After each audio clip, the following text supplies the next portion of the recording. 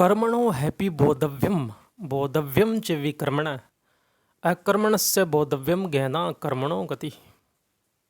कर्म का स्वरूप जानना चाहिए, अकर्म का भी आप तत्व जान लो और विक्रम का भी आप तत्व जान लो, क्योंकि कर्म की गति है वो बड़ी गहन है। ये भगवान गीता के चौथे अध्याय के 17वें श्लोक में कहते हैं। कर्मणो हैपी बोधव्यम, कर्म का स्वरूप जानना चाहिए। कर्म का मतलब कर्म कर रहे हैं आप, फिर भी आप में एक उस कर्म से निर्लिप हो, यही कर्म के तत्व को जानना है।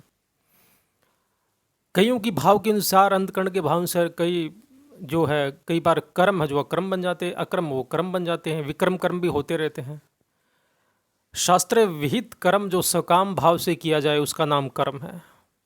अकर्म अगर वही कर्म लोक हित के लिए निष्काम भाव से किया जाए तो वो अकर्म बन जाती है, और वही कर्म किसी की हिंसा आदि के लिए किया जाए,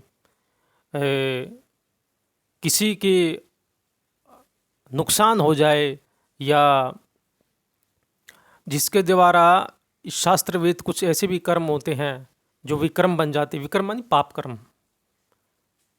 तो कहते हैं उसका भी स्वरूप जानना चाहिए। बोधव्यम च विकर्मण,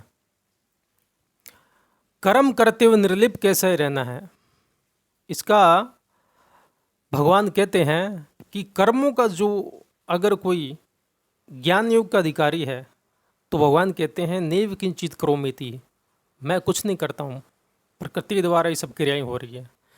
अगर कोई भक्ति योग का अधिकारी है तो संपूर्ण कर्म भगवान को अर्पण कर दे, तो कर्मों का प्रभाव वो भगवान की तरफ हो जाएगा और भक्ति योग अपनी तरफ हो जाएगा, भक्ति योग।